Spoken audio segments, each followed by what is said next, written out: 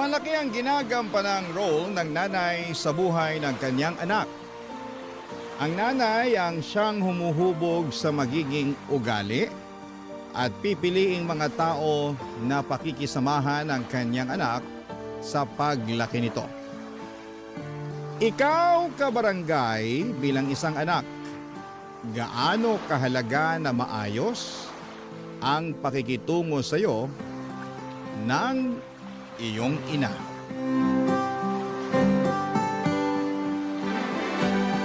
Dear Papa Dudut, ako nga pala si Rose. Sa kasalukuyan ay edad 45 na ako. Hanggang ngayon ay wala akong asawa at walang naging anak. Ang dahilan, ang aking nakaraan. Hayaan niyo akong ibalik ko kayo sa aking pagkabata para maunawaan ninyo ang dahilan kung bakit natakot na akong bumuo ng sarili kong pamilya. 15 anyos ang nanay ko noong ipinagbuntis niya ako. Maagang nabuntis si nanay dahil nagre-rebelde ito sa kanyang nanay noon, na siyang lola ko naman. Mahigpit kasi si lola kay nanay. Bukod pa roon ay masyado itong relihiyosa at madalas ay wala na sa lugar. Sa pagre-rebelde ni nanay, nabuo ako. Gusto sana raw ni nanay na ipalaglag ako pero pinigilan siya ni lola dahil kasalanan daw yon sa Diyos. Ayaw ni nanay na magkaroon ng anak. Sino bang gusto sa edad na 15, hindi ba? Di ba dapat sa ganung edad ay wala kang ibang inaatupag kundi ang pag-aaral at paglalaro? Nang may panganak ako ni nanay, agad niya akong iniwan kay lola. Ang sinabi niya kay lola ay mangangatulong daw sa isang malayong kamag-anak si nanay. Pumayag si lola para siyempre may ipangbili na mga kailangan ko. Pero ginawa lang palang dahilan niyo ni nanay para makatakas sa poder ni lola. At mula noon ay si lola nang nagpalaki sa akin. Tulad ng naranasan ni nanay kay lola. Napagmalupitan din ako ni lola. Doon ko naintindihan kung bakit nagrebelde si nanay. Malupit, strikto at wala sa lugar ang pagiging relihiyosa ni lola.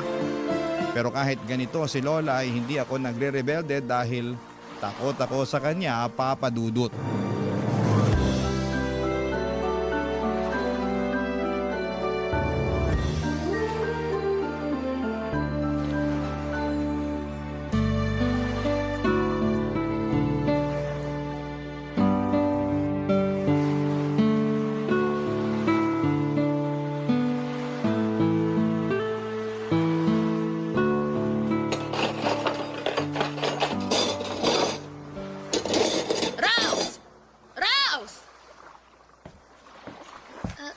Lola?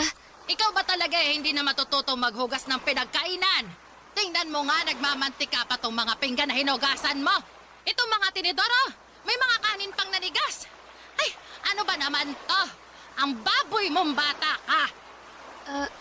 Uulitin ko na lang po, Lola. Pasensya na po Minamadali ko po kasi yung paghuhugas kanina eh. Kasi tinawag niyo na ako para sumali sa novena. Aba, at kasalanan pa ng Diyos na hindi maayos ang paghuhugas mo ng pinggan. Hindi naman po ganun, Lola. Inilapit kita sa Diyos dahil alam kong lalaki kang makasalanan. Tingnan mo nga, 15 anyos ka pa lang. Pero kung makasagot ka na sa akin, ako, talo mo pa ang demonyong may matigas na sungay. Pasensya na po, Lola. Nako, puro na lang pasensya. Lagi na ako nagpapasensya sa yung bata ka, ha? Alam ng Diyos kung paano ako naging mabuti sa'yo. Pero ikaw tong ayaw tumuwid ang asal. Uulitin ko na lang po ang mga hinugasan ko kanina. Sus! Imbis na makatipid sa tubig at bareta, dahil sa katangahan mo, mapapagastos na naman ako. Alam mo ba kung magkano ang presyo ng bareta ngayon sa bayan, ha? Alam mo kasi, pinupulot ang pera. Sorry po, Lola. Mabuti sana kung nagpapadala pa ng pera ang magaling mong nanay. Pero hindi! Matapos kang iluwal, ako nang gumagastos para sa lahat. Siya tong nagpapakasarap, pero ako tong nagpapakahirap. Ibawas niyo na lang po sa baon ko yung ipangbibili niyo ng bareta. Abay talaga! Ano ka? Sineswerte na buo pa rin ang ibibigay kong baon mo matapos tong katangahan mo. Wala akong pakialam kung maglakad ka araw-araw sa eskwela. At matuto ka na rin humingi ng pagkain sa kaklase mo. Kasi hindi ka na rin pwedeng magbaon ng tirang ulam dito. Naiintindihan mo? Opo, kahit kanin na lang po ang babaunin ko. Didiskarte na lang po ko ng Kahit ulam. kanin, hindi ka pwede magbaon para matutok ang bata ka. Opo, Lola. Opo. At mamaya, pagkatapos mong maghugas, kunin mo ang bilao ng munggo at dalhin mo sa altar. Lola, huwag niyo pong sabihin... Luluhod ka ulit sa munggo ng 4 na oras. Dumipa ka at humingi ng kapatawaran sa Panginoon sa ginawa mo mga mali. Lola, hindi pa kasi magaling ang sugat ko sa tuhod nung pinaluhod niyo ako nung Ay wala akong pakialam. Nagkamali ka. Lumuhod ka ulit sa munggo. Kahit pumasok pa ang mga butil ng munggo sa tuhod mo, hindi ka pa rin tatayo hanggat hindi natatapos ang 4 na oras. Naiintindihan mo? Lola... Parang lumalabang ka pa, no? O sige, dagdagan mo ng 1 oras ang pagluhod mo sa munggo. Dagdagan mo rin ang asin ng munggo para lalong mas magsugat-sugat yung tuhod mo. Habang nakaluhod sa munggo noon, ay hindi ko maiwasang sambitin sa Diyos ang galit ko. Galit hindi lang kay Lola, kundi pati na rin kay Nanay. Hindi ko naman sana mararanasan ang paghihirap ni Lola na ibinibigay sa akin kung hindi ako iniwanan ni Nanay sa kanya. Pati nga sa Diyos ay nagalit na rin po ako. Bakit niya hinayaan na mapunta ako sa ganong sitwasyon? Napakabata ko pa para maranasan ang ganong klase ng hirap. Akala ko ba mahal niya ako? Mahal niya ang lahat ng nilalang niya sa mundo. Pero anong nangyari sa akin? Sa paglipas pa ng mga araw ay nagpatuloy ang pagiging malupit ni Lola sa akin. Napadalas na rin po ang pananakit niya. Kapag mainit ang ulo niya ay binubugbog niya ako kahit na wala akong ginagawa basta ako ang una niyang makita. Ako kaagad ang pagdidiskitahan niya. Lamog na noon ang katawan ko pero wala akong ibang magawa kundi ang tanggapin lahat ng mga yon. Nang minsang hindi ko na makayanan pa ang ginagawa ni Lola sa akin ay hinalughog ko ang kwarto niya para hanapin kung meron siyang nilistahan ng address ni Nanay. Hindi naman ako nabigo, Papa Dudut.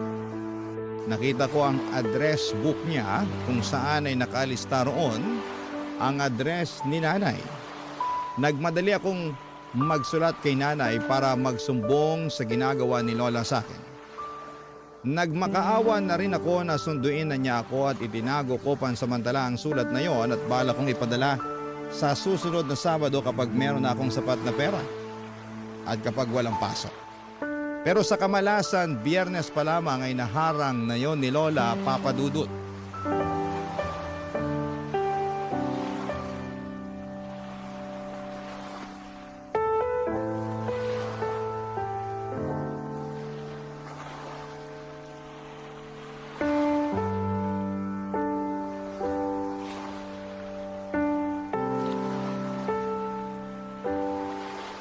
Ano tong sulat na nakita ko sa kwarto mo, ha?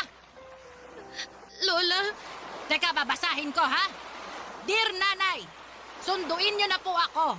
Ayoko na kay Lola dahil lagi niya akong sinasaktan. Sinasaktan? Hindi niya rin ako pinapakain pag galit siya. Ano to, Rose, ha? Ano to? Matapos kitang kupkupin at buhayin, ganito ang igaganti mo sa akin, ha?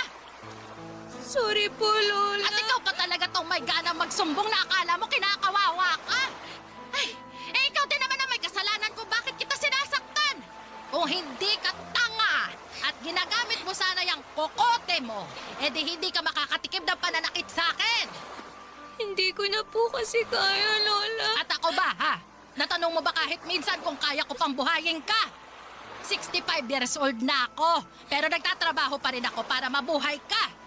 Para makapag-aral ka. Pati ang libangan kong sugal, nagawa mo pang isumbong sa nanay mo. Kasi po... Kasi ano? Ha? Kasi pakialamera ka. Eh saan ba napupunta ang pera na napapanalunan ko sa sugal? Pinambili naman natin ang pagkain yon, di ba? Pinambaon mo sa eskwela. Opo. Tapos ngayon nahuli kita. Tsaka ka parang sinapi ang tuta, ha? Ha? Akala mo, kawawa. Pasalamat na lang ako at pumasok ako sa kwarto mo. Eh kung hindi pa ako kinutuban na may ginagawa kang mali, hindi ko pa malalaman na gusto mo iparating sa magaling mong nanay ang pagdidisiplina ko sa'yo. Hindi na po mauulit. Nadala lang po ako ng galit. Galit? Aba, ikaw pa tong may ganang magalit sa akin. Wala kang karapatang magalit, Rose. Tatandaan mo na utang na loob ang buhay mo sa akin. Kung hindi dahil sa akin, pinalaglag ka na niya noon. Tapos magsusumbong ka sa kanya. Eh wala nga siyang pakialam sa'yo. Mahal ako ni nanay. Mahal? Eh, kung mahal ka niya, hindi ka niya tatakasan, tonta! Kung mahal ka ng nanay mo, di sana nandito siya. Eh, asan ba siya? Andon, sa malayo.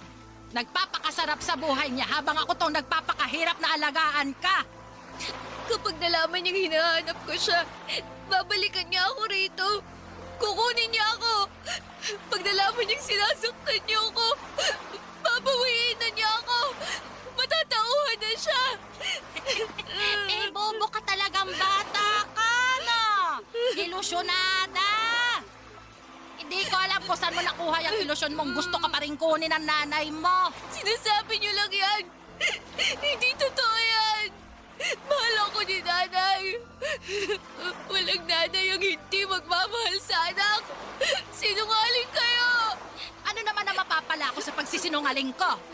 Alam mo, mabuti pa. O sige, lalakipan ko pa ito ng sulat ko para kampihan ka.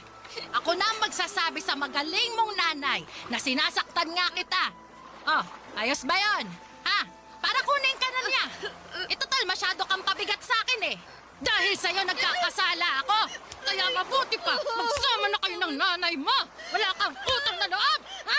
Parehas kayo ng nanay mo, mga kampo ng Diablo! Sinasabunutan, tinatadyakan, sinasampal at pinadugo pa ang ilong ko ni Lola.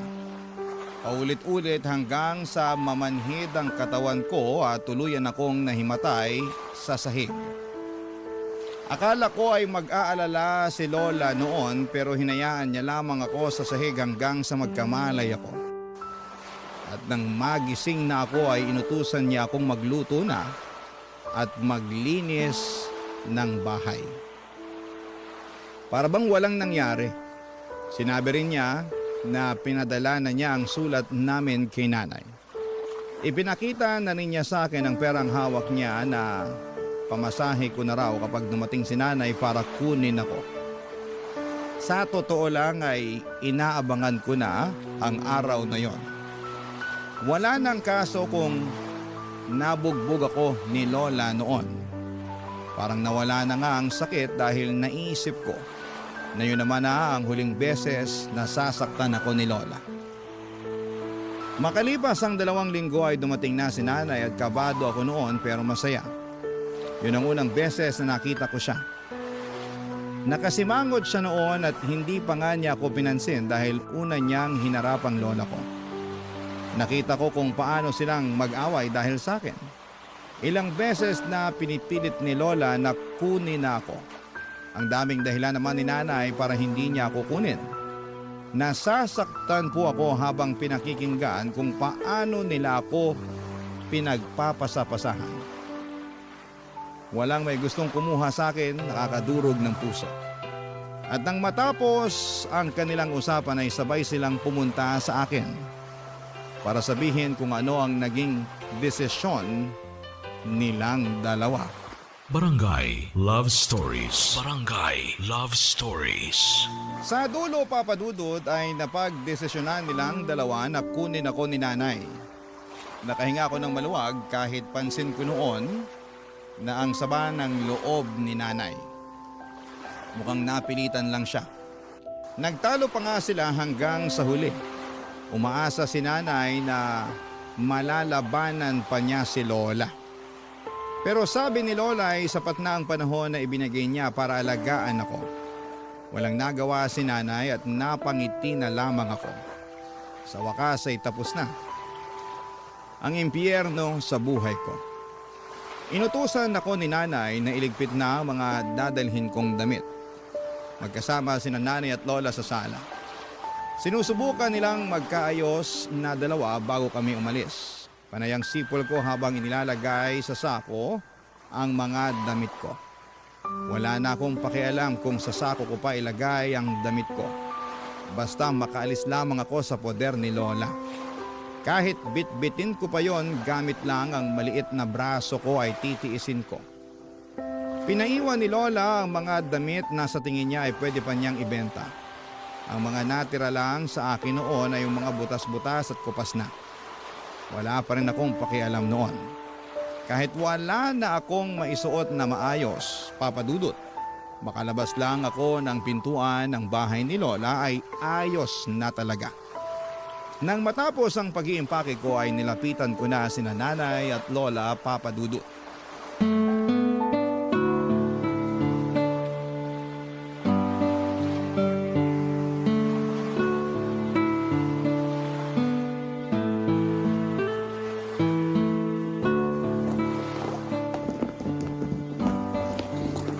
Sigurado ka bang iniwan mo na lahat ng mga magagandang damit mo? Opo, Lola. Iniwan ko na po sa kwarto. Nakalagay na po sa karton. Nako, wala akong tiwala na iniwan mo lahat. Patingin ang laman ng bag mo para makita ko. Sige po, Lola.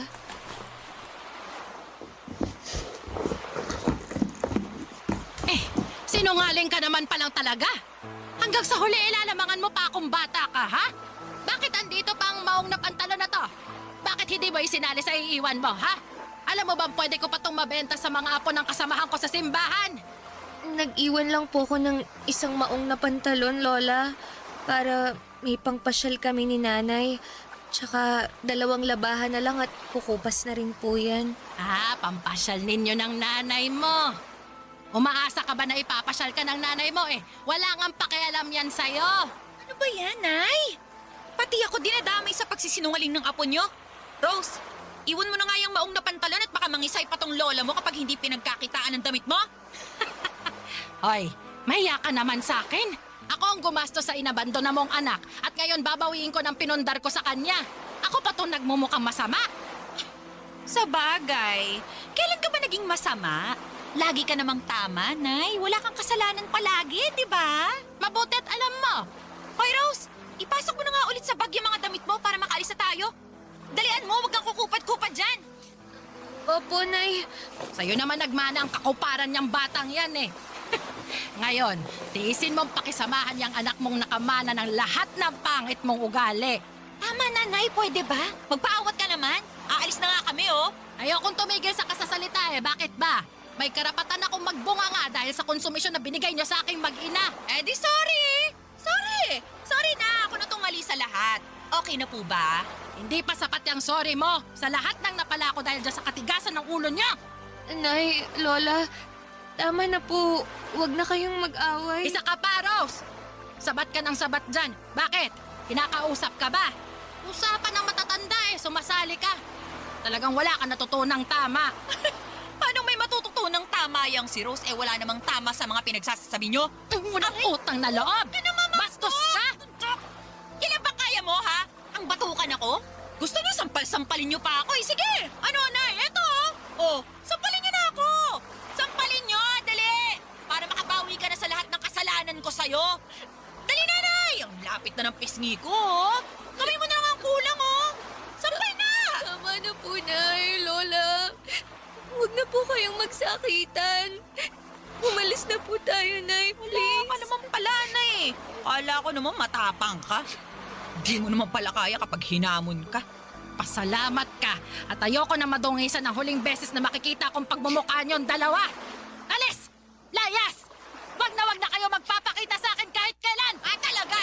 Kahit nakasilid ka na sa kabaong mo, hinding-hindi niyo na makikita ang pagmumukha ko! Hinila na ako ni nanay para makaalis na ng bahay ni Lola. Hindi niya ako tinulungan sa bit-bit kong sako. Sumakay kami ng jeep papunta ng terminal at hindi niya ako kinakausap. Hindi niya ako tinitignan. Pero panay ang titig ko sa kanya at doon ay napansin ko ang lungkot at pagkalito sa mukha niya. Papadudot alam kong hindi maganda ang naging ending ng pagkikita nila ni Lola. Umaasa pa naman ako noon na bago kami umalis ni nanay ay magkakaayos pa sila pero nagkamali ako. Hanggang sa dulo ay nagpuksaan silang dalawa. Sobrang lalim talaga ng galit nila sa isa't isa. At hindi ko maiwasang maisip na dahil sa pagkabuo ko sa mundong ito kaya nagkalamat ang relasyon nilang mag-ina. Nang makasakay na kami ng bus papunta sa bahay ni nanay ay doon pa lamang niya ako kinausap. Nilatagan niya ako ng mga dapat kong sundin sa bahay niya. Doon din niya inamin sa akin na meron na siyang asawa. Tony ang pangalan at halos 5 taon lang ang bata nito kay Lola. Wala silang anak na dalawa pero meron silang aso na parang tinuturing na nilang anak. At bilin ni nanay sa akin ay hindi pwedeng malaman ni Tito Tony na anak niya ako sa pagkadalaga. Kailangan daw naming magsinungaling at sabihing pamangkin niya ako at mangangatulong ako sa kanila. Wala akong nagawa noon kundi ang pumayag dahil kung ayaw ko raw ay iiwan na lamang niya ako sa bus at bahala na raw ako sa buhay ko.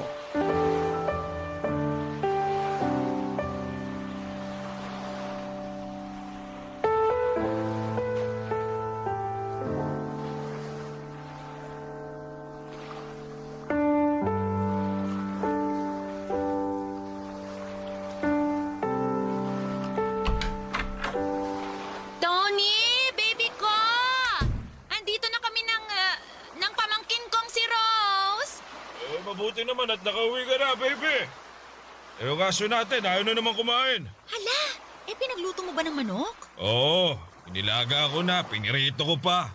Pero mukhang naumay na sa manok eh. Bumili ako ng barbecue, ayaw din. Hey, Ano kaya nangyari dyan? May bukas pa kaya na veterinaryo ngayong gabi? naku, wala na. Nagtingin na rin ako. Di naman siya matamlay eh. Pero sabi ng katrabaho ko, palipasin lang daw ang gabing to eh. Baka busog pa raw kasi o kaya, yun nga, naumay na sa karne. Bantayan na lang daw magdamag para masabihan bukas yung veterinaryo pag ipapacheck up na. Sakto at nandito na si Rose na pwedeng magbantay magdamag. Ay, masipag tong pamangkin ko. Laging binibida ng pinsan ko na ito ang pinakamasipag sa lahat ng mga anak niya. Kaya siya ang sinangla sa akin. Sinangla? Malaki kasi yung pagkakautang ng nanay nitong si Rose sa akin. At ang kabayaran na lang, magtrabaho raw ang batang to para sa akin. Diba, Rose? Diba? Opo, tama po si tita. Ganun ba? Huwag kang mag-alala. Kahit na wala ka namang sahod hindi ka naman namin gugutumin dito. Ay, huwag mong sabihin yan, Tony. Baka mamaya maging masiba to sa pagkain. Mapagastos pa tayo imbes na makabawi sa utang ng nanay niya sa akin. Hoy, Rose, sakto lang ang kainin mo, ha? 2 beses ka lang kakain sa isang araw, sa tanghali at gabi lang. Tipirin mo rin ang pagkain ng kanin at may kamahalan ng bigas dito sa Maynila. Opo, tita. Malaki pa lang pagkakaawig yung dalawa. Hindi ko kayo kilala mapagkakamalan ko kayo mag-ina. Tumigil ka nga, Tony. Ang layo naman ang mukha niya sa mukha ko, no? Tsaka tignan mo naman ang kutis namin. Tisayin ako. Ito namang si Rose parang sunog na barbecue. Wala naman sa kulay yan. Napansin ko lang sa hugis ng mga mata at mukha nyo. Halos parehas Wala namang masama lalo't magkadugo naman kayong dalawa. Siya. Huwag na lang natin pagtalunan at baka tuyuin ka na naman at awayin mo pa ako. Mabuti naman. Ay, baby ko. Pwede bang tignan mo muna yung aso natin habang inaasikaso ko tong si Rose? Bibilinan ko na rin siya ng mga dapat gawin dito sa bahay para alam na niya kung paano gagalaw mamaya. Sige. Mabuti pa nga.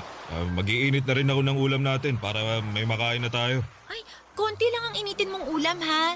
Hindi nakakain tong si Rose. Nakarami na siya ng mani at nilagang saging sa bus kanina. Sigurado ka ba? Marami pa naman yung ulam. Pwede pa siyang makisalo sa atin. Sayang naman kung hindi natin mauubos agad baka mapanis na yun. Di kapag nangangasim na, ipakain na natin kay Rose. Ikaw talaga, bebe ko. Puro ka biro Sige na. Maiwan ko na kayo dalawa dyan Asikasuhin ko lang yung aso natin. Hoy, itikan mo na akong tawaging nanay sa harapan ni Tony, ha? Di ba ilang beses na kitang binilinan sa bus na isaksak mo dyan sa utak mo na tita ang itatawag mo sa akin? Kapag nabuko tayo ni Tony, palalayasin talaga kita. Sorry po, Nay. Oo, yan na naman! Nanay na naman! Bobo ko talaga. Tama ang lola mo mahinang kukote mo. Kaya galit na galit sa'yo ang lola mo dahil dyan sa katanghan mo. Ayusin mo, Rose, ha? Kung lola mo na pagtiisan ka pa kahit papano, pues magkaiba kami. Handa kitang palayasin sa isang beses na magkamali ka. Naintindihan mo? Opo, tita. Dinuro-duro pa niya ang noo ko para raw maalog ang utak ko at rumihistro sa kokote ko na hindi kami mag-ina, na magtiyahin kami. Nasaktan po ako pero ano ang magagawa ko? Andun na ako at pumayag na rin naman ako. Unay naging trabaho ko ay ang bantayan magdamag ang aso nilang may lahi. Habang kumakain silang mag-asawa, ako naman ang parang gwardyang nakabantay sa kanilang aso. Aso na kung ituring nila ay mas tao pa kesa sa akin. Maliban na makaramdam ng selos dahil mas anak pa ang turing sa asong yon kesa sa akin. Hindi rin ako hinahayaan ni nanay na makatulog. Kailangang nakabantay ako magdamag sa aso. Baka raw kasi may mangyari kahit sa ilang segundo lamang na pumikit o malingat ako. Nakakainggit kung paanong pakitaan ang pagmamahal ni nanay ang aso niya. Pero ako, kailan ba? Sa pagdaan ng mga araw ay pinaramdam ni nanay sa akin na isa lamang akong katulong. Hindi niya ako pinag-aral at hindi inaabutan ng pera. Ang sabi niya sa akin kung meron mang kailangan tulad ng napkin at iba pang mga gamit na pang babae ay sabihan ko na lamang siya para siya na ang bumili. Iba rin ang pagkain ko sa pagkain nilang mag-asawa. Madalas ay sardinas ang pinapakain sa akin. Lalo kapag karne ang ulam nila. Depensa ni nanay ay kailangan nilang magtipid dahil mahirap ang buhay sa Maynila. Nilalagyan na lamang ni nanay ng kaunting cabbage at saka tinutubigan ng marami ang sardinas para kasya sa buong araw na ulam ko. Samantalang habang ang aso nila ay halos maumay na sa pritong manok at barbecue. Barangay Love Stories. Barangay Love Stories. Pinangarap ko noon na makasama si Nanay Papa Dudut. Ang makilala siya at maranasan ang pakiramdam na may nag-aalaga at nagmamahal sa iyo. Matagal kong pinagdasal na iligtas na ako ni Nanay mula sa pagmamalupit ni Lola. At nang mangyari po yun, akala ko ay simulan na ng kasiyahan at pag-ahon ko. Pero nagkamali ako. Mula noong nasa poder na ako ni nanay ay wala akong ibang naranasan kundi ang paghihirap. Kung ikukumpara, mas pinahirapan ako ni nanay kesa kay Lola. Sa mga salita pa lamang niya na halos hindi na makain pa ng aso, durog na ako. Doon ako madalas napapatanong kung meron ba talagang ganong klaseng ina na papakitaan ka ng masama at hindi ka ituturing na tao. Nagdadalawang isip ako kung kakausapin ko si nanay na ibalik na lamang ako kay Lola o manatili pa rin ako sa poder niya dahil baka naninibago lamang kaming pareho sa ugali ng isa't isa.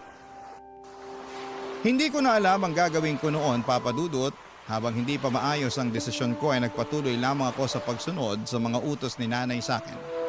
Sinubukan kong maging perpekto sa bawat galaw ko at sa bawat gawaing bahay. Pero tao lang pala ako. Nagkakamali at hindi palaging pulido ang gawa ko.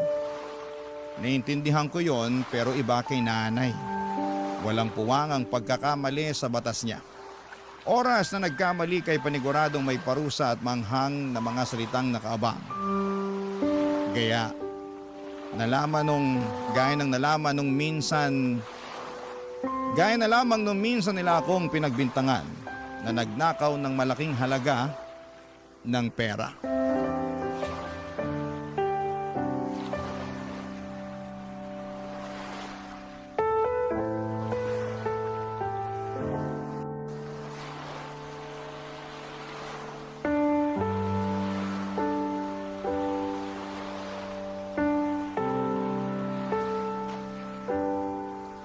Ano nga ulit yung inutos sa akin ni nanay?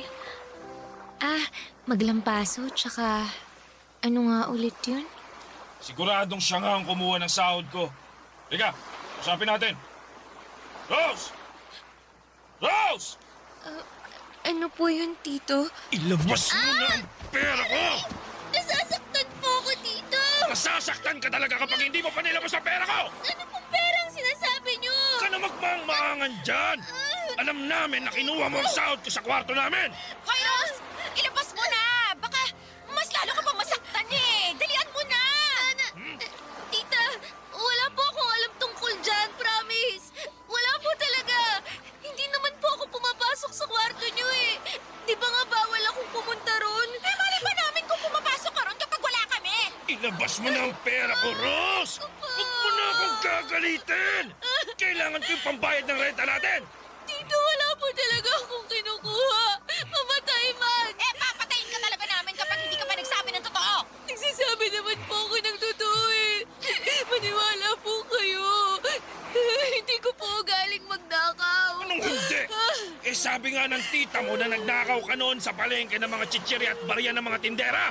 Wala pong ganun, tita. Hindi ka lang pala magnanakaw, sinungaling ka pa, ha? Hindi ka talaga aamin, ha? Talagang ginagalit mo kami? Teka lang, ha? Tuturuan ka namin ng leksyon. Tony! Hilahin mo nga yun sa kusina! Dali! Isang ulo, ha? Aray! Tama na po! Nasasaktan po ako! Wala po talaga akong kinukuhang pera niya! Nung bata ako, dinuturugan at pinapahiran ako ng nanay ko ng siling na puyo sa mata kapag nagsisinungaling ako. At mula noon, natuto na ako magsabi ng totoo. Natakot na akong magsinungaling. Kaya subukan natin sa'yo ngayon, Rose. Subukan natin! Huwag po, tita! Parang awa niyo na! Wala po talaga akong kinuhang pera! Tita, maniwala po kayo! Tito, hindi ko po yun gagawin! Malakot lang naman yung siling yan, di ba? Hindi mo naman tototohanin ipapahid yan sa mata ni Rose.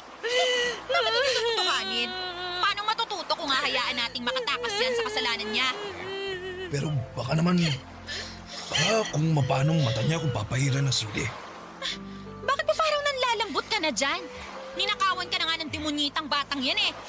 Kailangan niya ba parusahan? Dilit mo yung mata mo! Dali! Huwag po, tita! Please! Wala po akong dinadakaw! Tumahimik ka! Nakakalunti ka! Etong sa'yo! Ayan! Busit itong hawak kong sinilabulo sa mata mo! Ayan! Ano? Magnanakaw ka ba? Ha? Sagot! Magnanakaw ka ba? Buisit yung bata ka! Yan!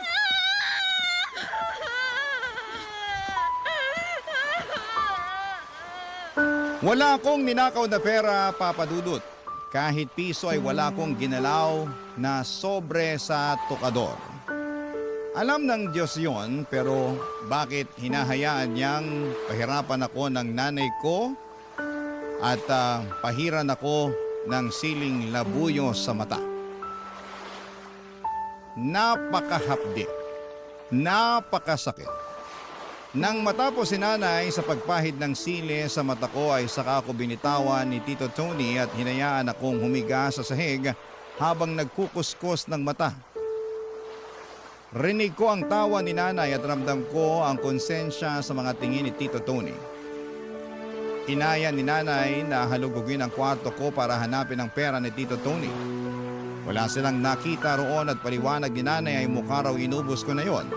At itinapon pa ang sobrang pinaglagyan ng pera para walang ebidensya. Naniwala si Tito Tony at inayaan nila ako sa sahig ng kusina. Nanlalabo ang kaliwang mata ko dala ng pagkakakuskus ng siling labuyo. Hindi naging sapat ang pagbabad ko sa malamig na tubig para mawala ang hapdi. Namumula ng lalabo at mahapdi yon. Ilang araw na ganoon ang kalagayan ng mga mata ko at lagi ako nahihilo pero pinipilit kong kayanin na kumilos dahil kailangang patuloy ang pagtatrabaho ko. Parang wala lang kay nanay ang mga nangyari. Panay pa rin ang utos niya at hindi niya alintana ang pamamaga ng mata ko. Kung paanong parang malagatas na ang itsura ng kaliwang mata ko.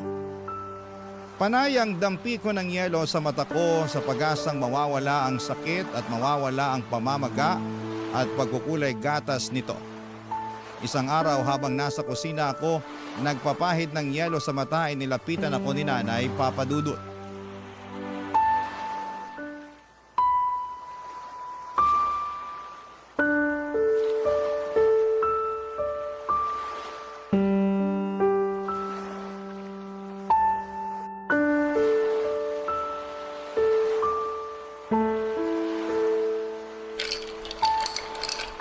Ano?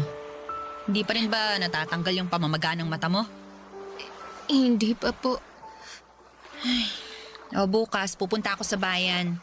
Bibilhan kita ng pangpatak sa mata mo. Yung para sa sore eyes. Baka pwede na yun. Sana umepekto. Kung hindi, wala na tayong magagawa. Tiisin mo na lang na ibabad sa malamig na tubig o sa yelo. Ikaw naman kasi, tigas ng ulo mo. Hindi na po halos makakita ang kaliwang mata ko. Ay, normal lang yan. Babalik din sigurong linaw ng mata mo kapag nawala na yung pamamaga. Paano po kung hindi na po? Di tanggapin mong ganyan ka na lang talaga. Yan ang kapalaran mo. Ano pa bang magagawa natin? Ganyan na nga nangyari. Wala po akong kinuhang pera. Kahit piso. Alam ko. Alam niyo, Oo nga. Paulit-ulit. Boba. Bingi mo. pero bakit hindi niyo sinabi kay Tito Tony? Bakit hinayaan yung kalagkarin at sabunutan niya ako? Bakit niyo pinahiran ng sili ang mata ko? Bakit pang dami mong tanong? Gusto ko pong malaman. Kasi hindi ko maintindihan kung bakit ganito ang ginawa niyo sa akin. Gusto mo bang makatikim ulit, ha? Talas ng dila mo, ah. Pasalamat ka nga at yan lang ang inabot mo, eh. Hindi ko naman po dapat to nararanasan eh. Kasi wala naman po talaga akong kinukuhang pera. Oo na nga. Paulit-ulit. Ay. O sige, para matigil na to, aaminin ko na. Ako ang kumuha sa pera ng Tito Tony mo. Po, hinaan mo yung boses mo. Baka marinig ka ng kapitbahay eh. Nagamit ko sa sugal. Hindi ko naman kasi alam na mapapatalo ko lahat eh. Bala ko namang ibalik, kaso biglang hinanap ng Tito Tony mo. Hinatakot ako na magalit siya sa akin. Kaya sa akin yung ibinintang. Tama! Magaling! Sino-sino ba naman ang magtutulungan kundi tayong magkadugo, di ba? O ngayon, alam mo na. Bati na tayo, ha? Bakit niyo po ito nagawa sa akin? Arte mo naman. Mana ka sa lola mo. Ang drama. Kakanood mo yan ng teleserye. Alam mo, mabuti pa, magsaing ka na para makakain na tayo bago dumating ang tito mo. Bilisan mo na. Pag dumating si Tito Tony, sasabihin ko sa kanya ang totoo. Sasabihin mo sa kanya ang totoo?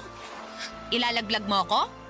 Ako na sarili mong nanay? Kailangan niyang malaman ang totoo para malinis ang pangalan ko sa kanya. Bakit kailangan pa nun? Hindi na. Makakalimutan din yun ng Tito Tony mo. Palipasin lang natin yung galit niya. Pero Ang tigas ng ulo mo, ha? Sige, gumanyan-ganyan ka sa akin at hindi kita bibilhan ng pangpatak sa mata mo. Hayaan kita mabulag. Gusto mo yon? hindi po. Kung mananahimik ka at magpapakabait ka, malay mo. Kapag banalo ko sa sugal sa susunod na linggo, ipapacheck up natin yung mata mo. Magsusugal po kayo. Oo, at huwag kang magkakamaling magsumbong sa Tito Tony mo, ha? Ayaw niyang bumalik ulit ako sa pagkalulong sa sugal. Pag ikaw talaga nagsalita, humanda ka. Pati ka ng mata mo, bubulagin ko. Dinuroan ako ni Nanay sa mukha sa sobrang gigil niya, Papadudut. Sakay tinulak at pinagsasampal habang nakasandal ako sa pader. Hindi na po ako lumaban pa, parang nasanay na ang katawan ko sa pananakit niya. Nang matapos at mapagod na siyang saktan ako ay saka siya lumabas ng bahay para magsugal. Iniwan niya akong mag-isa sa bahay at nakatulala ako at hindi na ako makaiyak noon. Parang pakiramdam ko ay nauubos na ang luha ko. Nang makabawi ako ng lakas ay pumasok ako sa kwarto ko para kunin ang mga damit ko. Yun na ang huling araw na titira ako at mananatili sa impyerno. Umalis ako ng bahay na yon. Umalis ako sa bahay ng nanay ko. Umalis ako sa impyerno. Hindi ko po alam kung yon ang hudyat ng Diyos para tulungan ako. Dahil sa paglaboy ko sa kalsada, saktong nakasalubong ako ng mga grupo ng madre na siyang tumulong sa akin nang malaman nila ang kalagayan ko. Pinapulis nila si nanay at si Tito Tony.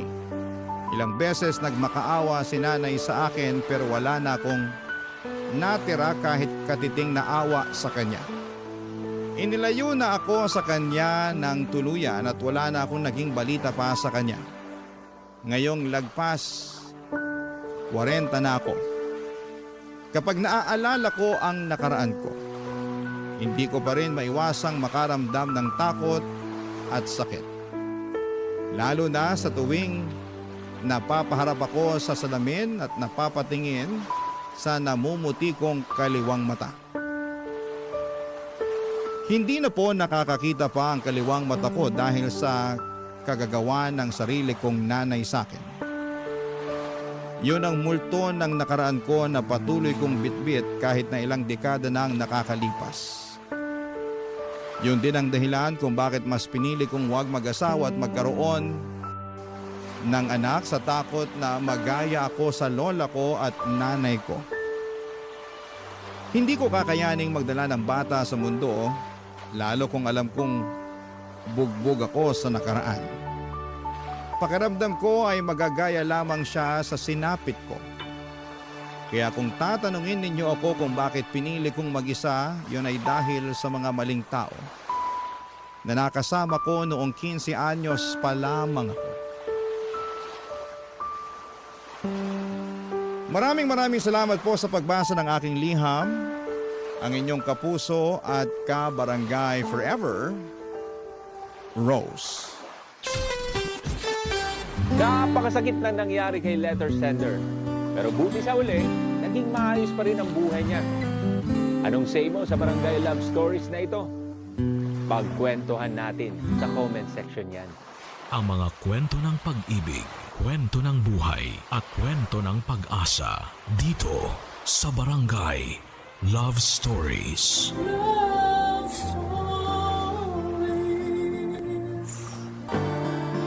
Wala raw pinipiling lugar, panahon o kalagayan ang pag-ibig. Basta na lamang itong dumarating at handa nitong suungin ang lahat.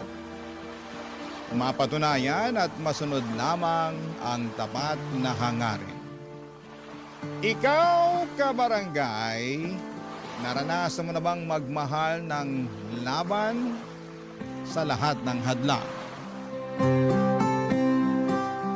Dear Papa Dudut, ako po si Anding, lumaking mahirap sa probinsya ng La Union. Nagtapos ako ng elementarya at high school pero hindi ko naipagpatuloy ang kolehiyo dahil sa sobrang hirap ng buhay. Malinaw pa sa alaala ko ang mga panahong nag-aaral ako sa elementarya. Kahit may uniforme, halatang halata pa rin ang kahirapan namin. Luma ang suot ko, bigay lang ng naging amo ng mga magulang ko. Hindi rin ito na ipaayos sa mananahi kaya sobrang luwag. Kaya't nahihiya ako sa mga kaklase ko. Madalas pa nila akong pagtawanan dahil mukha raw akong naka-duster imbes na naka-uniforme. Sa mga panahong yon ay kinikimkim ko ang sakit ng loob.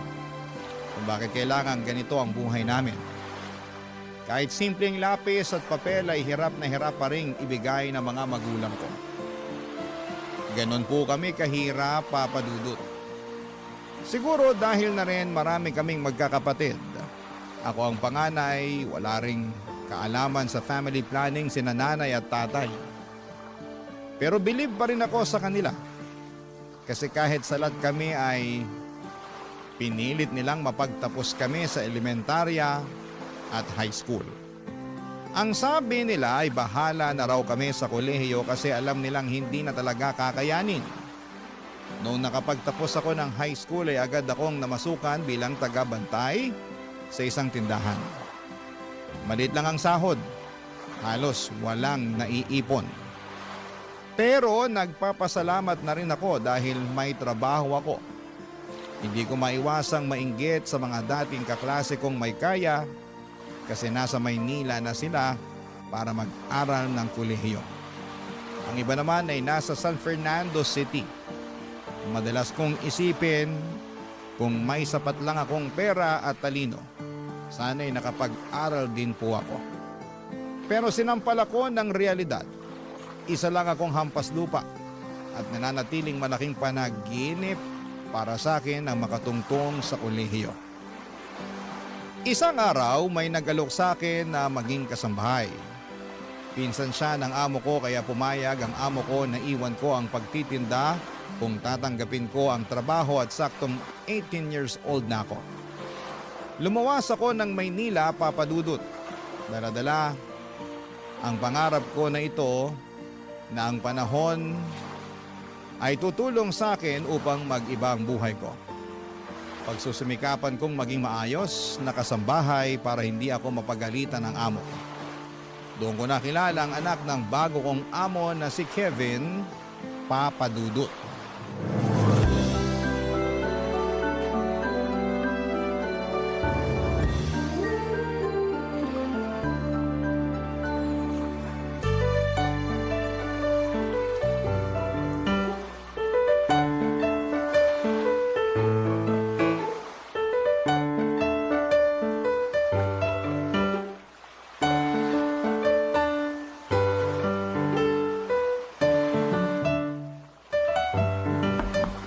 Sir Kevin?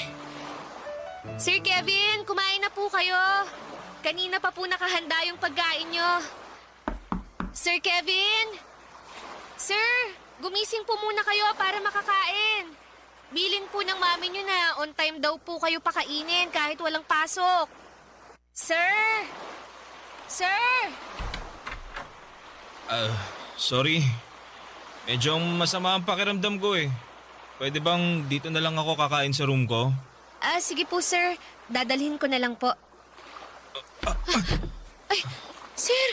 Sir, okay lang po ba kayo? Masakit ang ulo ko. Ano nga ulit ang pangalan mo? Andeng po, Sir Kevin. Andeng, pasensya ka na ha. Pwede mo ba akong alalayan pabalik sa kama ko?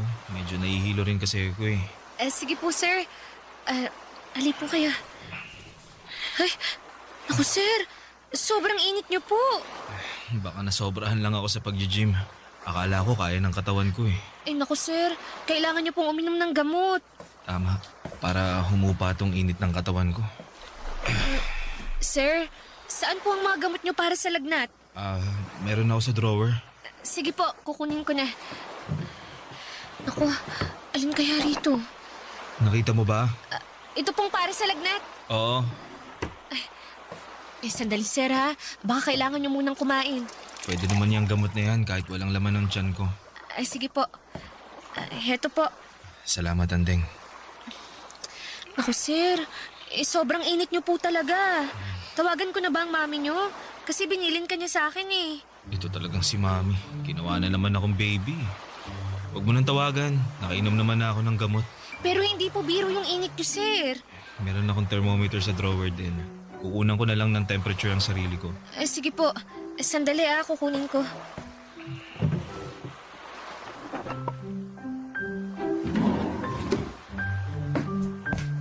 Ito po, nahanap ko na, sir. Ito po. Salamat, Andeng. Welcome po. Trabaho ko po na alagaan ko kayo. Inaalagaan mo ang 20 years old na lalaking gustong maging baby forever ni Mami. Ikaw lang din kasi ang anak niya, sir. Kaya ganun siguro. Kami, sir. Ang dami namin eh. 7 kami. Talaga? Ang sipag naman. Sinabihan ko na naman sila na awat na eh. Pang ilan ka? At ilang taon ka na nga? Panganay po ako, sir. Bale, 18 na po ako. Dapat nasa school ka. Tapos na naman po ako ng high school pero walang pera pang college eh. Sir, baka naman... Mataas nga ang temperature ko. Ilan po ba, sir? 38.5 eh. Kaya pala ang init ng katawan ko. Nako, baka kailangan ko kayong punasan ng maligamgam na tubig para mas guminhawa ang pakiramdam nyo. Naku, nakakaya naman. Naku, wag na po kayong mahiya. Tsaka kasambahay nyo naman ako eh. Bukas sa loob ko na alagaan ko kayo. Ang bait mo naman. Kukuha lang ako ng bimpo tsaka mag-iinit ng tubig. Meron ako sa mga gamit ko. Saka, huwag ka na mag-init. Doon ka na lang sa shower kumuha ng tubig. May heater naman yun. Sige po. Pagkatapos po, kumain na po kayo. Sige. Anding, salamat talaga. Salamat sa pag-aalaga. Pagaling po kayo, sir, ah. Para po pagdating ni Ma'am Connie, magaling na kayo. Tsaka para po makapasok kayo sa Lunes. Oo nga. Buti Sabado ngayon. Sana gumaling agad ako. Di ba naman ako gagaling sa lagay na to eh. May mabait akong kaibigan.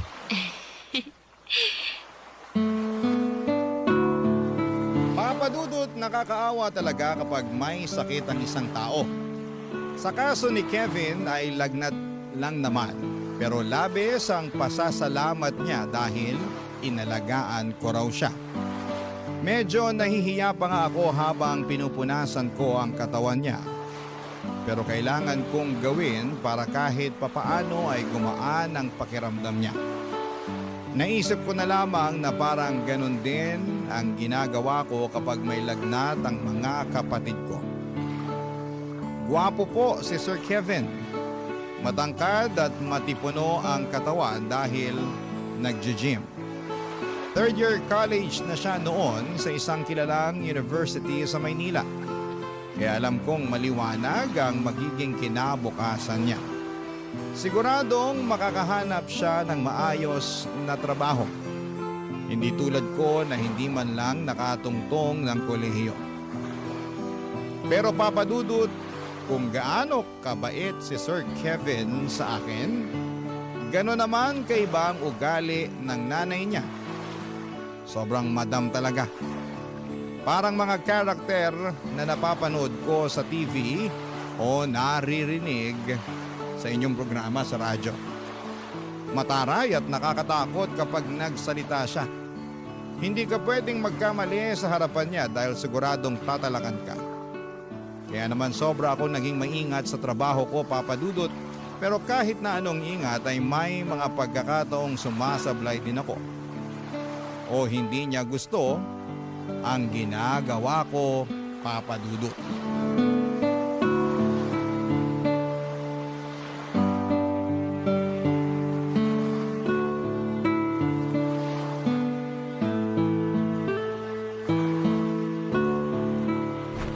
Ano tong nangyari sa kortina? Hindi ganito yon. Ma'am, sinunod ko lang po ang sabi nyo. Mali ang paglagay mo ng drapes. Hindi maayos. Tatanga-tanga. Nasaan na ba si Christina? Nasa palengke po, ma'am.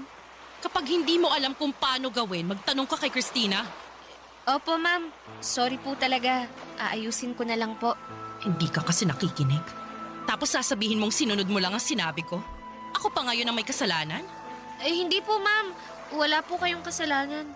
Bakit ba kasi isang katulad mong pinadala sa akin? Para ako nagtitrain ng isang aso.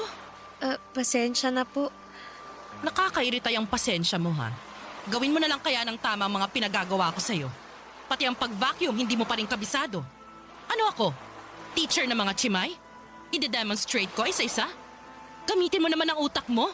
Hindi ba sabi mo nakapagtapos ka ng high school? Opo, ma'am. Daig mo pang elementary. Ang tanga mo.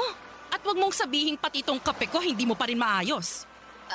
Sinunod ko po yung sabi nyo. Nako, mukhang sablay na naman to.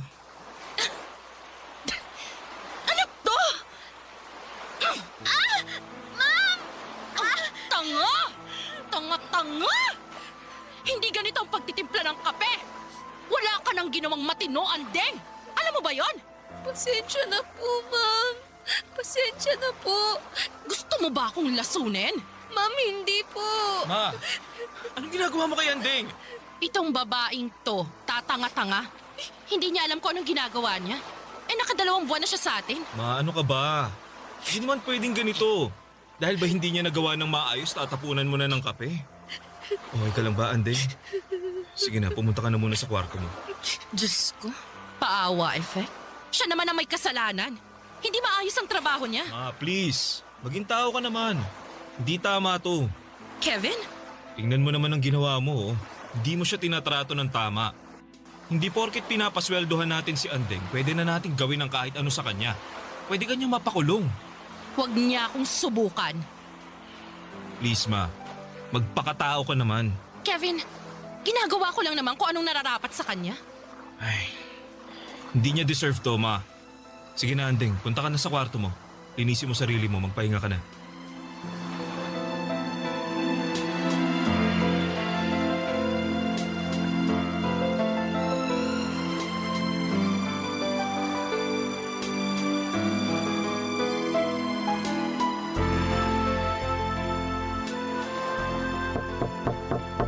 Andeng, okay ka lang ba? Sir, opo.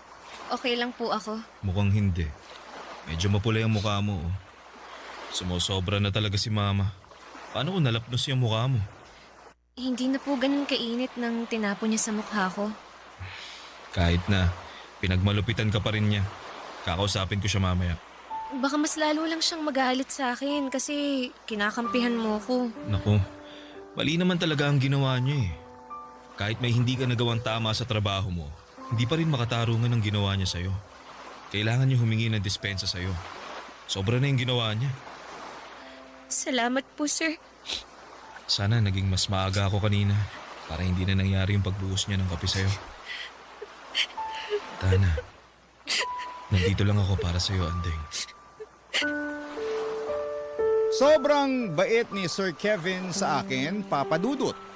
Sabi nila ay nagmana raw siya sa ama niya na nasa ibang bansa. Kaya siguro ay hindi ko maiwasang hangaan siya. Si Ma'am Connie naman ay parang tigre kung makapagsalita. Lagi niya akong tinatalakan at mabuti na lamang at may kasama akong kasambahay din, si Christina. Siya ang karamay ko sa bawat sermon ng amo naming mukhang mangkukulam. Si Christina ang nakapansin na may nararamdaman daw ako kay Sir Kevin. Pinagbintangan pa nga niya ako na si Sir Kevin daw ang dahilan kaya nagagawa kong pagtiisan si Ma'am Connie. Pero syempre tumanggi talaga ako sa una. Pero sa totoo lang ay tama si Christine. Crush ko po si Sir Kevin. Ang gwapo niya kasi at mabait pa. Parang lahat ng hinahanap mo sa isang lalaki ay nasa kanya na. Pero hanggang pangarap lamang po ako kasi naman lupa lamang ako at siya naman ay langit. Hindi kami bagay, Papa Dudut. Ang kaya ko lang gawin ay mangarap at mag-imagine na baka sa ibang mundo ay pwede kaming dalawa. Pero sa realidad, hanggang tanaw lamang ako. Kasi alam kong hindi kailanman magiging kami ni Sir Kevin. Barangay Love Stories. Barangay Love Stories. Papa Dudut, naging simple lang naman ang pangarap ko noong magtrabaho ako bilang kasambahay. Ang makapagsilbi ng maayos kina Sir Kevin at Ma'am Connie. Mabait talaga si Sir Kevin. Gumagaan ang pakiramdam ko kapag nandyan siya. Ang hindi ko alam, Papa Dudut, ay may nararamdaman na rin pala siya para sa akin na mga panahon na yon. Madalas niya akong kausapin at para bang gusto niya akong mas makilala pa. Kapag naririnig niyang pinapagalitan ako ni Ma'am Connie ay lagi siyang nandyan para ipagtanggol ako at siya mismo ang sumasalo ng galit ng mami niya. Basta lang wag maulit yung pagtapo ng kape ni Ma'am Connie sa mukha ko. Bukod pa roon ay tinuturuan niya rin po ako para akong nagkaroon ng libreng tutor. Pinapaliwanag niya sa akin ang mga mahihirap na lesson sa math at English. Hindi lang basta turuan, Papa Dudut ha, kundi parang gusto niya talagang matuto ako para raw hindi ako habang buhay nakatali sa pagiging kasambahay. Sabi niya may mas malawak pang mundo para sa akin kung pagbubutihin ko ang aking pag-aaral. Ang mga pagre-review namin ay parang paghahanda na rin kung kukuha ako ng entrance exam sa kolehiyo. At habang tinuturuan niya ako, hindi ko maiwasang kiligin. Nakatingin siya diretsyo sa akin. Nakangiti at pakiramdam ko ay importante ako. Kahit alam kong hindi kami bagay, ngunit sa mga pagkakataong yon, parang wala kaming iniisip na agwat. Ako si Andeng na natututo at siya naman si Kevin na buong tiyagang nagtuturo.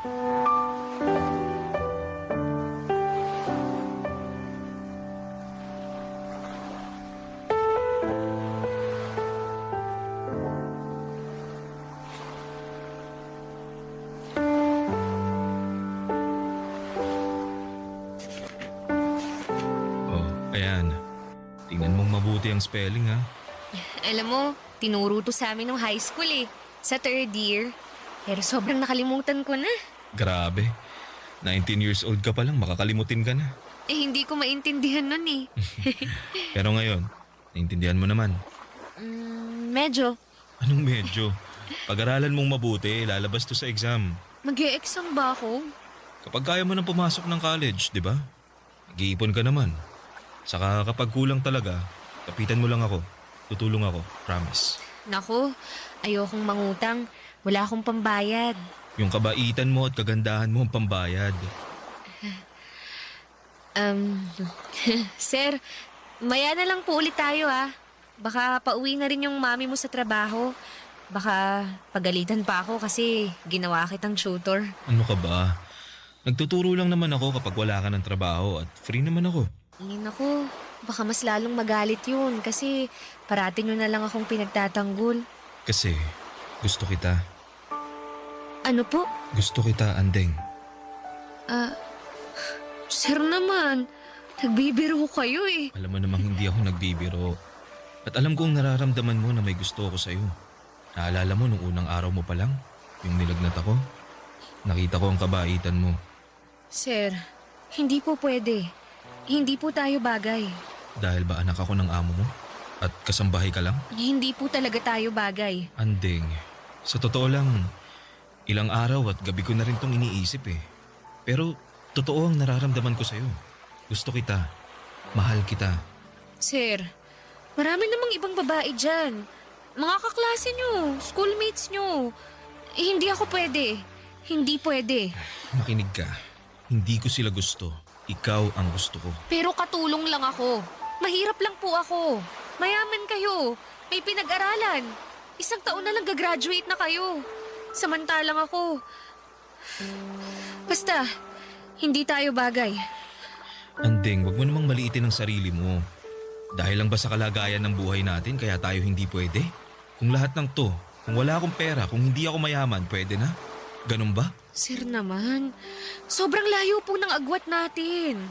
Tsaka ano na lang sasabihin ng mga magulang mo? Baka mas lalo akong hamakin ni Ma'am Connie. Poprotektahan kita. Naririnig niyo ba yung sarili niyo? Kaisa-isa kayong anak ni na Ma'am Connie. Tapos, sa isang chimay, sa isang maid, muchacha lang kayong mauuwi. Hindi kita nakikita bilang isang chimay, maid o muchacha. Ang nakikita ko isang totoong tao. Isang dalagang may magandang puso na alam kong mamahalin din ako. Gusto kong mahalin ka. Sir, hindi. Huwag na nating ipilit. Huwag na po. Andeng, Natatakot akong tanggapin ang pag-ibig mo. Kasi, sino ba ako? Wala akong karapatang umibig sa isang katulad mo. Kahit pilitin mo man na mahal mo ko, wala kang pakialam sa sasabihin ng iba, ng magulang mo. Pero ang totoo mahirap. Magiging mahirap lang ang sitwasyon kung ipipilit natin. Babalik na ako sa trabaho, sir. teka, Andeng! Andeng! Papadudot akala ko'y hihinto na sa panliligaw si Kevin matapos ang araw na yon. Pero nagkakamali ako. Patuloy pa rin siya sa panliligaw sa akin at umabot na ng 1 buwan na araw-araw niya akong sinasabihan kung gaano niya ako kamahal. Paano mo nga ba mapipigilan ang tibok ng puso? Kahit anong pigil ko sa sarili ko'y bumigay na rin ako. Sinagot ko si Kevin, Papa Dudut. Hindi na hanggang tanaw ang relasyon namin. Tinanggap ko ang pagmamahal niya. Pero walang araw na hindi ako natatakot. Paano kung malalaman ni Ma'am Connie ang katotohanan? Sa tuwing kinakausap ako ni Kevin at sa bawat pagngiti niya ay parang may naaninag akong anino ni Ma'am Connie. Pinapakaba ang bawat araw ng paglilihim naming dalawa sa aming relasyon. Sa bawat oras na magkasama kami, ramdam ko ang saya at kapayapaan. Pero sa likod ng lahat ng yon ay may kaba, Papa Dudut, at takot din po akong nararamdaman. Si Kevin mismo ang nagsabi na hindi naman kami gumagawa ng masama. Ang gusto niyang ipaalam na namin sa mami niya ang katotohanan. Buo talaga ang loob niya pero ako ang umaayaw.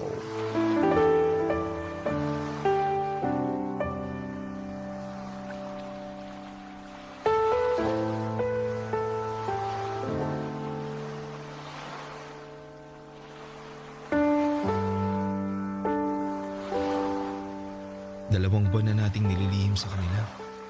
Baka kailangan na talaga nating sabihin. Da naman akong ipaglaban ka, Anding.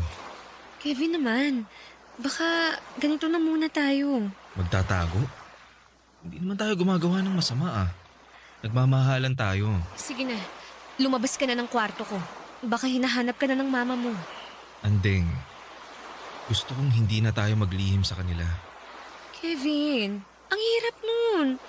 Kasi naman, kung ipagtatapat natin sa kanila, sa mama mo, ano na lang ang sasabihin niya sa akin?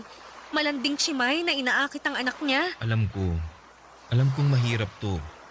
Pero nandito ako para ipagtanggol ka. Hindi mo ako inakit, kusa kitang minahal. Mahal kita. Mahal din kita, pero... Anong naririnig kong mahal-mahal? Bakit magkahawak ang kamay ninyong dalawa? Malandi kang babae ka? Anong ginawa mo sa anak ko? Teka, ma. Huwag niyo saktan si Anding. Mahal ko siya, ma. Ano? Girlfriend ko siya. Nahihibang ka na ba, Kevin? Itong hampas lupang to?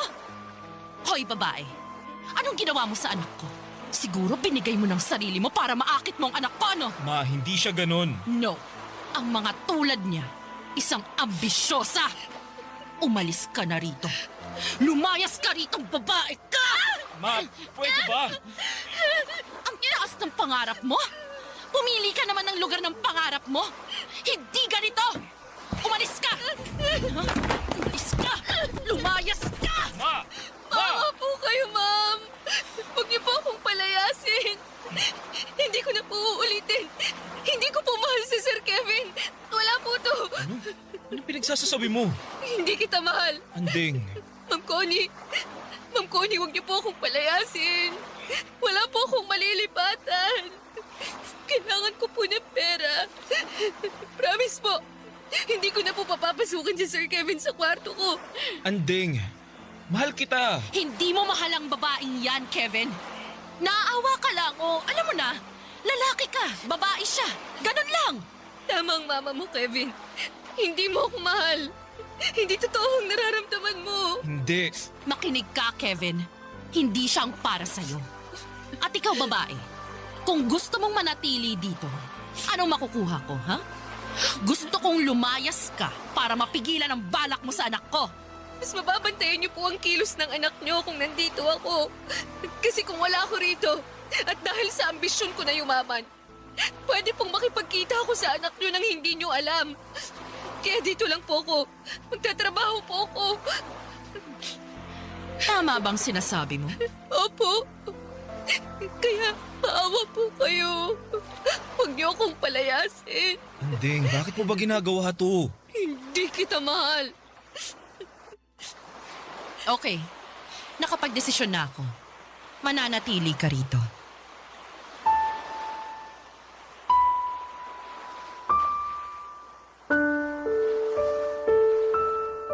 Sa sobrang takot ko ay halos gumuho ang mundo ko sa mga pinagsasabi ko.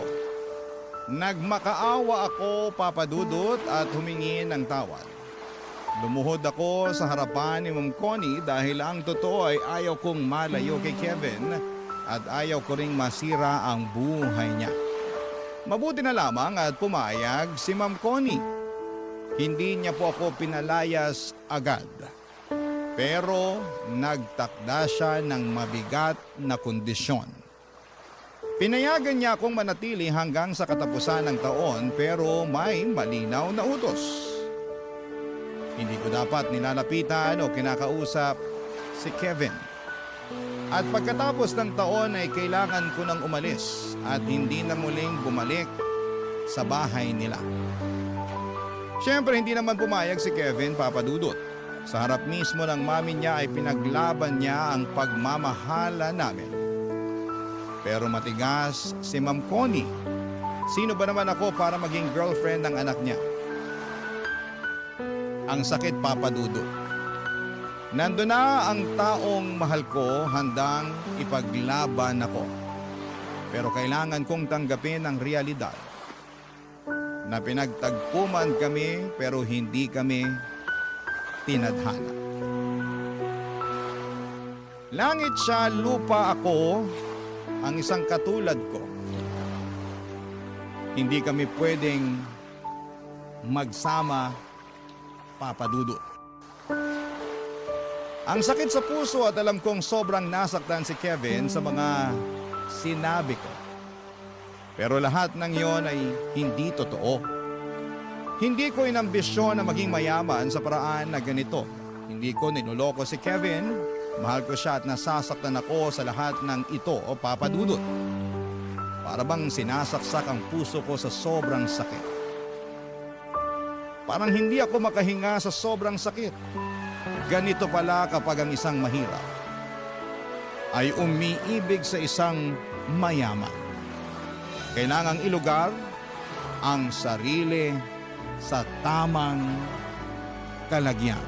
Barangay Love Stories. Barangay Love Stories. Papa Dudut, hindi naging madali ang mga sumunod na araw sa pamamalagi ko sa bahay. Halos wala pong lumilipas na araw na hindi ako pinapagalitan ni Ma'am Connie.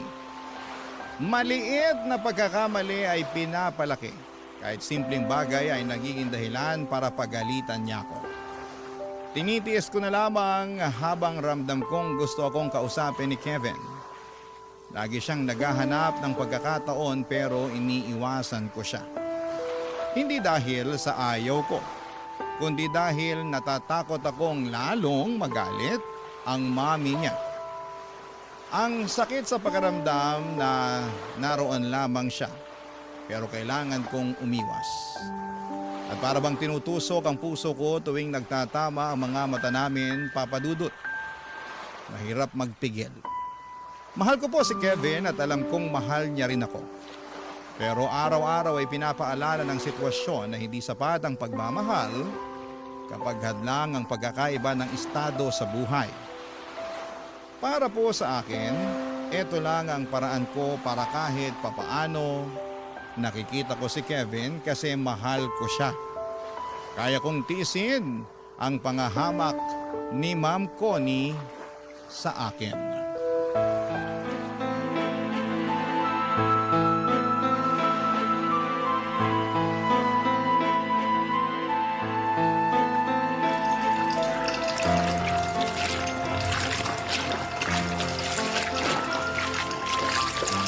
Andeng, kinakalaban mo ba ako ng palihim?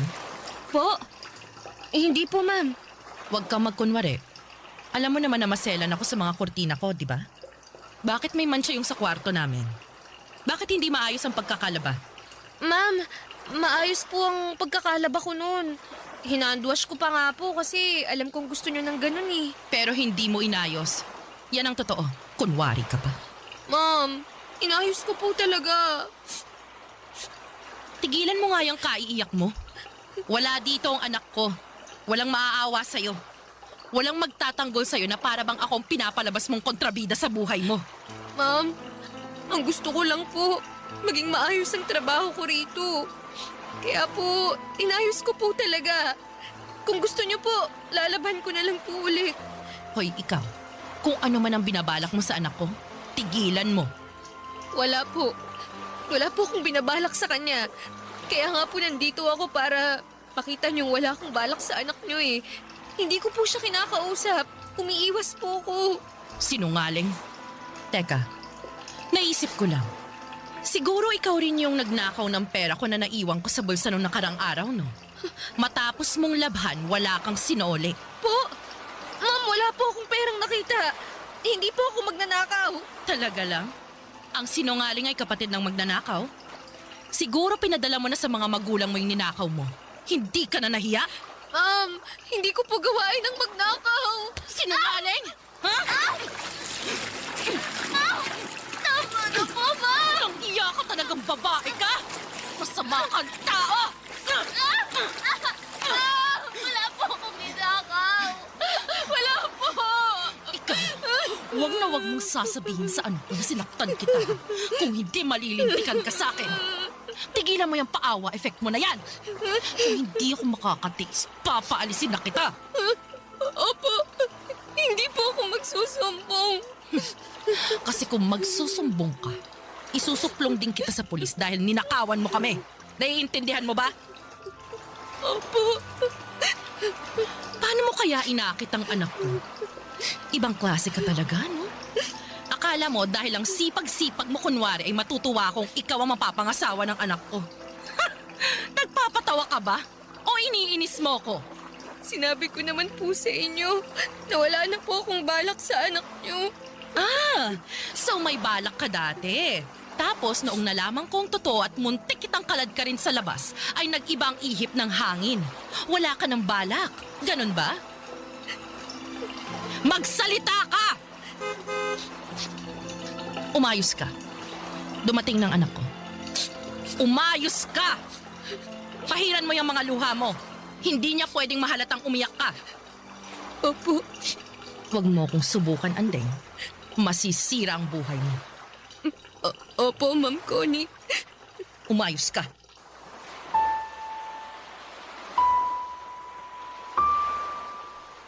Papadudot sa tuwing wala si Kevin sa bahay ay doon ako pinapahirapan ni Ma'am Connie.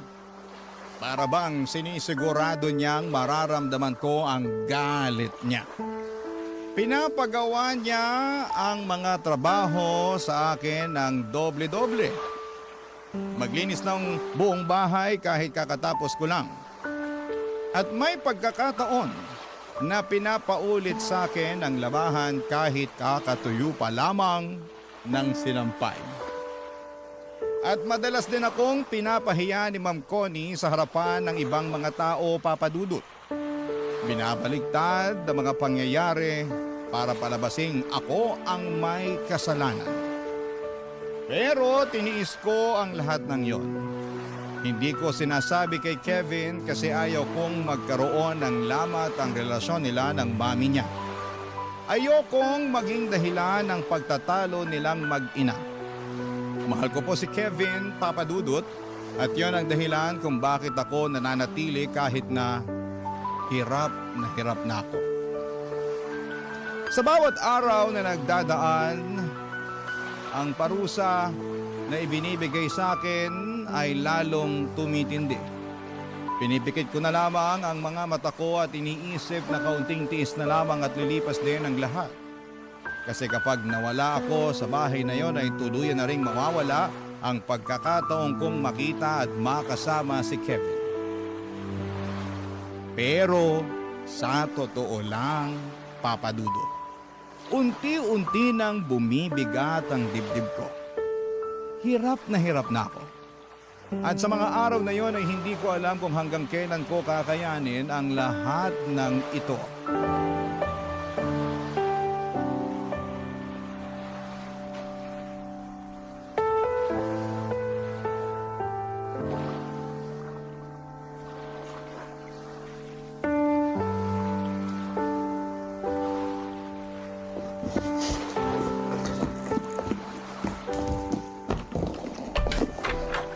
Anding, anong ginagawa mo? Naalis na ako. Ibig sabihin, iiwan mo na ako? Sana noon ko pa ginawa to eh. Anding, alam kong nagsinungaling ka lang kay mama na hindi mo ako mahal. Dahil ramdam kong gusto mong manatili sa bahay kasi ayaw mong malayo ako sa'yo. Ayaw mong masira din ang buhay ko. Gusto mong makatapos ako ng college. Alam ko yun. Hindi kita mahal. Kaya aalis na ako para matahimik ang lahat. Ang gusto ko lang, magkaroon ng trabaho. May maipadala akong pera sa pamilya ko. Mahal kita, Andeng. Huwag mo naman ako saktan ng ganito. Kevin, kailangan ko nang umalis. May nahanap na akong ibang trabaho. Sasama ako sa'yo. Ano? Nahihibang ka ba? Hindi kita mahal. At wala kang mapapala sa akin. Kasi mahirap ka lang. Hindi ka nakapag-aral, ganun ba? Buo na ang loob ko.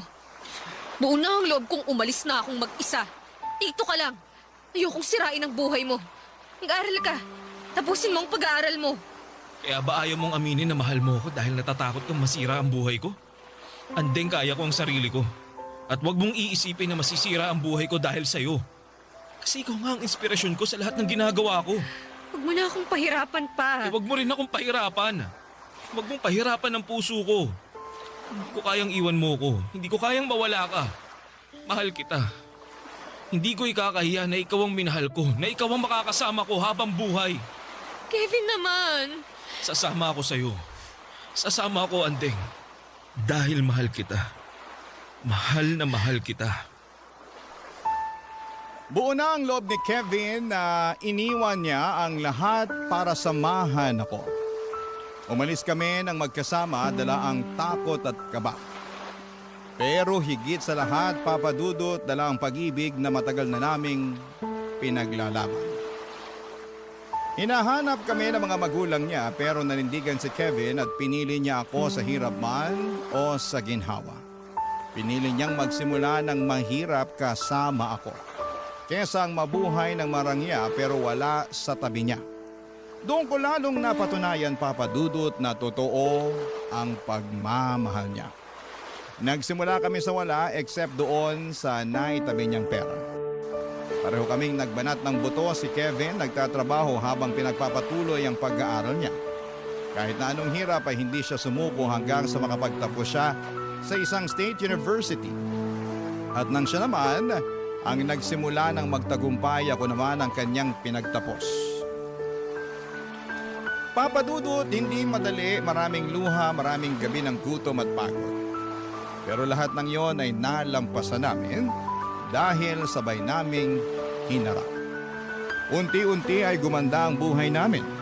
Hindi man marangya pero puno ng kasiyahan at pagmamahalan.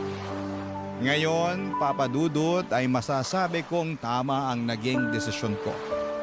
Ang lumaban para sa puso ko.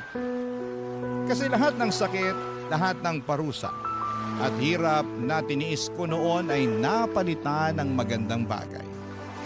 At higit sa lahat ay natupad ang pangarap kong dati hanggang panaginip lamang. Na makasama at mahalin si Kevin hanggang sa dulo ng lahat. Parang Cinderella story pero pareho kaming nagsumika para umangat. Ang prinsipe ay buwaba sa kanyang palasyo para sa akin at mamuhay na normal para lamang ipaglaban ang puso niya. Sobrang mahal ko po si Kevin, Papa Dudut. Hindi man ako tanggap ni Ma'am Connie ay wala na siyang magawa kasi ako na ang pinakasalan ni Kevin.